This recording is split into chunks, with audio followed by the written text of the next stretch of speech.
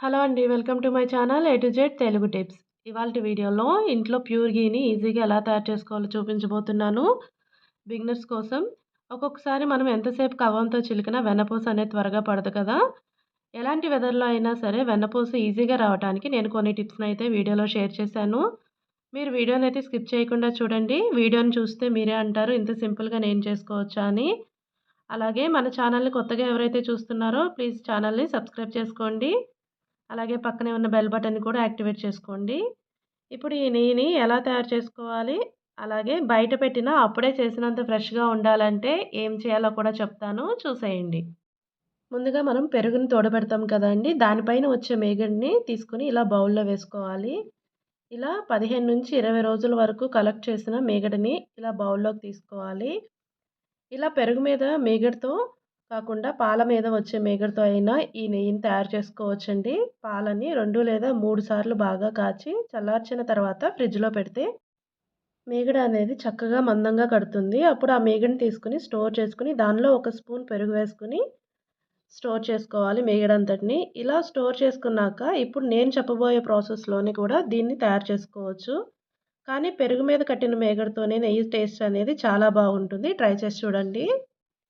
ఇప్పుడు ఇలా బౌల్‌లోకి తీసుకున్న మేగడ్ని ఇలా కవ్వం తీసుకొని చిలకాలి. నేనిక్కడ వాటర్‌ని ఏమీ యాడ్ చేయలేదండి. ఇలా మేగడ్ని డైరెక్ట్‌గా కవ్వంతోనే చిలకరిస్తున్నాను. వాటర్ ఎక్కువగా పోస్తే వెన్నపూస అనేది తొందరగా పడదు. చాలా లేట్ అవుతుంది. ఇలా అయితే 2 లేదా 3 నిమిషాల్లోనే వెన్నపూస వచ్చేస్తుంది మేగడ నుంచి.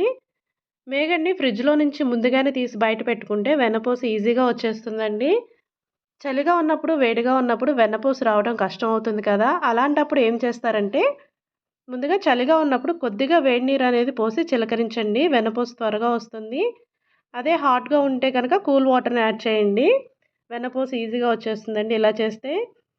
ఇలా తిప్పుతూ ఉంటే చూసారు కదా! వెన్నపూస ఎలా వచ్చేస్తుందో. నాకు 3 నిమిషాలు పట్టింది ఇలా రావడానికి.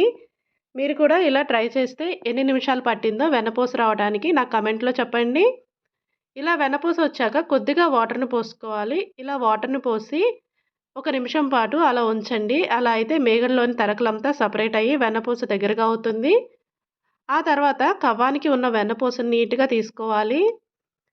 అలాగే వెన్నపూసని చక్కగా తీసుకొని తరకలు రాకుండా ఇలా వేరొక బౌల్‌లోకి వాటర్‌లోనికి తీసుకోవాలి. ఇలా అన్నింటిని బాల్స్ లాగా చేసుకొని వాటర్ ఉన్న బౌల్‌లోకి వేసుకోవాలి వెన్నపూసనంతా. వెన్నపూస తీసిన తర్వాత ఈ మజ్జిగని చక్కగా బియ్యంలో నానబెట్టుకొని దోసలైనా వేసుకోవచ్చు. ట్రై చేసి చూడండి చాలా బావుంటాయి దోసలు అలాంటివి. లేదంటే మొక్కల్లో అయినా పోసుకోవచ్చు. ఇప్పుడు ఈ మజ్జిగను తీసాక గిన్నె అడుగున కూడా వెన్నపూస అనేది ఉంటుంది. దీన్ని కూడా నీట్‌గా తీసి బౌల్‌లోకి వేసుకోవాలి. ఇప్పుడు ఈ వెన్నపూసని 2 లేదా 3 సార్లు బాగా వాష్ చేసుకోవాలి. తరకలు లేకుండా ఉండే వరకు వాష్ చేసుకోవాలండి. ఇలా చేశాక మందంగా ఉన్న గిన్నెలో ఈ వెన్నపూసను వేసుకోవాలి. దీనిలో ఇంకా ఏమైనా వాటర్ ఉంటే వంపేసుకోండి. ఆ తర్వాత స్టవ్‌ని ఆన్ చేసి వెన్నపూస గిన్నెను పెట్టుకొని కాచుకోవాలి. ఫ్లేమ్‌ని సిమ్‌లోనే పెట్టుకొని కాచుకోవాలండి నెయ్యిని. లేకపోతే నెయ్యి అనేది మాడిపోతుంది. ఇలా 10 లేదా 15 నిమిషాల వరకు వెన్నపూస కరిగి నెయ్యి తయారయ్యే వరకు ఇలా స్పూన్‌తో కలుపుతూ ఉండాలి. ఒకవేళ పొంగు వస్తుంది అనుకుంటే ఇలా స్పూన్‌ని ఉంచండి. పొంగు వచ్చినా నెయ్యి అనేది కింద పడదు. నేనిప్పుడు వీడియోలో చూపించిన స్టేజ్ వచ్చాక నెయ్యి అనేది ఒక 3 తమలపాకులు తీసుకొని వేసుకోవాలి. అవి క్రంచీగా అయ్యే వరకు నెయ్యి అనేది కాచుకోవాలండి. ఇలా తమలపాకులు వేస్తే నెయ్యి ఎంతకాలమైనా అంతే ఫ్రెష్‌గా, టేస్ట్‌గా కూడా చాలా బావుంటుంది. తమలపాకే కాదండి. కరివేపాకు, బెల్లం, మెంతులు కూడా వేసుకోవచ్చు. మీ అందుబాటుని బట్టి మీరు వేసుకునేటప్పుడు ఏదైనా వేసుకోవచ్చండి. నెయ్యి మనకి కాగిందా లేదా అని తెలియాలంటే ముందుగా మంచి స్మెల్ అనేది వస్తుంది. అలాగే అడుగున కూడా బ్రౌన్ కలర్‌లో ఒక లేయర్ అనేది ఫార్మ్ అవుతుంది కదా! నెయ్యి కూడా ట్రాన్స్‌పరెంట్‌గా కనిపిస్తుంది. అలా వచ్చింది అంటే నెయ్యి రెడీ అయిపోయినట్టే. అప్పుడు స్టవ్‌ని ఆఫ్ చేసుకొని గిన్నెని కిందకి దింపేసేయాలి.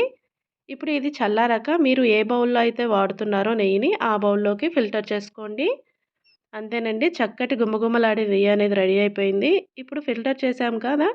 గిన్నెలో అడుగున ఉన్న లేయర్ అలాగే తమలపాకుల్లో కొద్దిగా చక్కెర అనేది కలిపి తినండి చాలా బావుంటుంది. ఇప్పుడు నేను చెప్పిన ప్రాసెస్‌లో గనుక మీరు నెయ్యి తయారు చేస్తే ఎన్ని నెలలైనా ఫ్రెష్‌గా ఉంటుందండి. ఒకసారి నేను చెప్పిన ప్రాసెస్‌లో ట్రై చేసి చూడండి.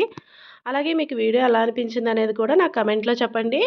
వీడియో నచ్చితే లైక్ చేసి అందరికీ వీడియోని షేర్ చేయండి. ఇలాంటి మరిన్ని ఇంట్రెస్టింగ్ వీడియోస్ కోసం మన ఛానల్‌ని వెంటనే సబ్స్క్రైబ్ చేసుకోండి. అలాగే పక్కనే ఉన్న బెల్ బటన్ కూడా యాక్టివేట్ చేసుకుంటే నా వీడియోస్‌ని మిస్ అవ్వకుండా చూడగలరు. Please like, share and subscribe my channel. Thanks for watching.